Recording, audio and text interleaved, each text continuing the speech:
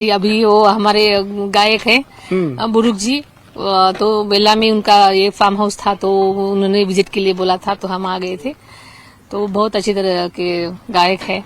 Generally election के time में इतना लाइट मोमेंट बहुत कम मिलता है एंजॉय करने के लिए।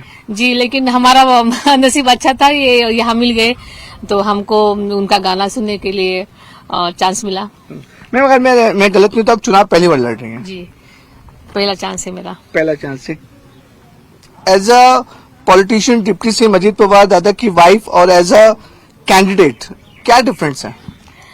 आपको तो पता है, मैं कई सालों से मैं प्रचार में तो हूँ, लेकिन जब भी मैं प्रचार करती थी, किसी और के लिए मैं प्रचार के लिए जाती थी। लेकिन इस बार मैं खुद के लिए प्रचार वोट मांग रही हूँ, तो थोड़ी जिम्मेदारी होती है। कुछ प्रेशर है? पहले आप अजीत दादा के लिए कैंपेनिंग करती थी, आपको लगता है कि अजीत दादा एक बड़े पॉलिटिशियन है महाराष्ट्र में, उनको आप सपोर्ट करती थी, अब वो आपको सपोर्ट कर रहे हैं और आप अपनी लड़ाई कह सकते हैं अब इस कॉन्स्टिट्यूंसी में अकेले दम पर लड़ रही हैं, आप खुद मेहनत कर रही हैं, खुद बाहर जा रही हैं? नहीं, वो भी सपोर्ट कर रहे हैं, लेकिन मैं उनकी कैंडिडेट होने के कारण मैं तो अभी मैदान में हूँ, तो हम उनके सर पे तो पूरे महाराष्ट्र की जिम्मेदारी है, इसलिए वो भी बिजी है और मैं भी अभी मैदान में हूँ। मैम सुनीता मैम, देखिए बारामती कॉन्स्टिट्यूंसी हमेशा रहता था चर्चा में, लेकिन इस वक्त बहुत ज्यादा चर्चा में है, नेशनल लेवल पे चर्चा में है। नेशनल लेवल पे चर्चा में इसलिए भी है क्योंकि आपकी रिलेटिव, आपके परिवार सुप्रिया सुले जी आपके सामने खड़ी हैं, और ये जो बारामती कॉन्स्टिट्यूंसी सिर्फ महाराष्ट्र में नहीं है बल्कि पूरे देश में सबकी निगाहें हैं बारामती कॉन्स्टिट्यूंसी पे कि Pawar versus Pawar, family versus family, इसको आप कैसे देखते हो? ये मैं रिश्तों की लड़ाई नहीं समझती, क्योंकि ये अलग विचारधारों की लड़ाई है। ये देश की चुनाव है, देश का चुनावी ये सब ये है। तो मुझे लगता है कि ये राजनीति एक विचारधारा अलग चीज है और रिश्तों का एक अलग नाता, एक ठिकाना अलग है। तो रिश्ता और राजनीति मुझे अलग अलग रखना चाहिए, मुझे लगता है। कोशिश करेंगे। मैम, स्कूटिंग राइड कैसी लग रही है? अरे मैं इस एरिया में हमेशा करती हूँ। ओके।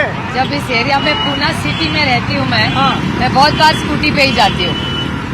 तो फिर इस बार इलेक्शन का माहौल चल रहा है और सबसे कैंपेनिंग स्कूटी पे हो रही है आपकी? हमेशा स्कूटी, जैसे गणपति का त्योहार हो, नई अंडी का त्योहार हो, तब ट्रैफिक बहुत होता है, तो हम रेगुलरली स्कूटी पे घूमते हैं। जनरली पुणे में देखा जाता है ट्रैफिक बहुत रहता है तो स्कूटी ज्यादा कंफर्टेबल रहती है। हाँ, टाइम बच जाता है, ज्यादा काम हो जाता है। मैम आप चुनावों की बात करते हैं 2019 और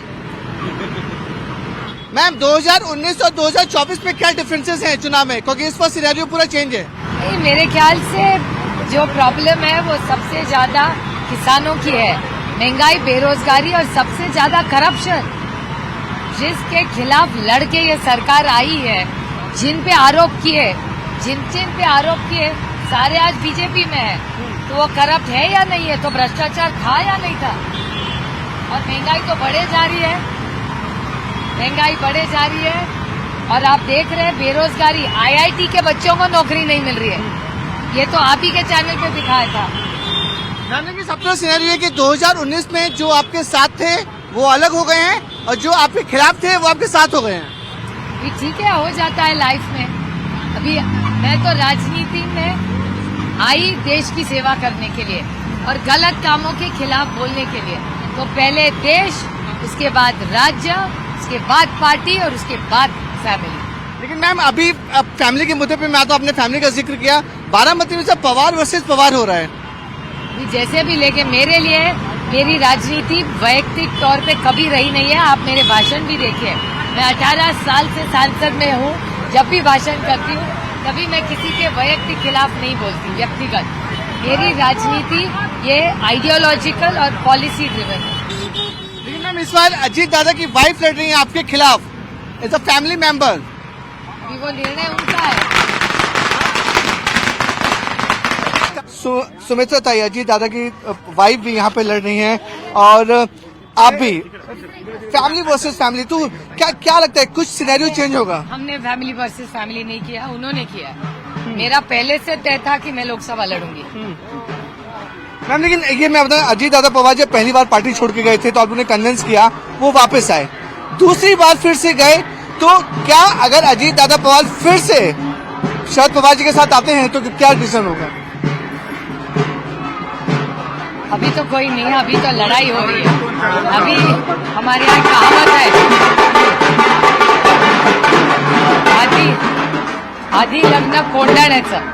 पहले जो हाथ में काम लिया है वो तो पूरा करें, और अभी हमारे लिए देश की सेवा और आज किसानों पे जो अन्याय हो रहा है वो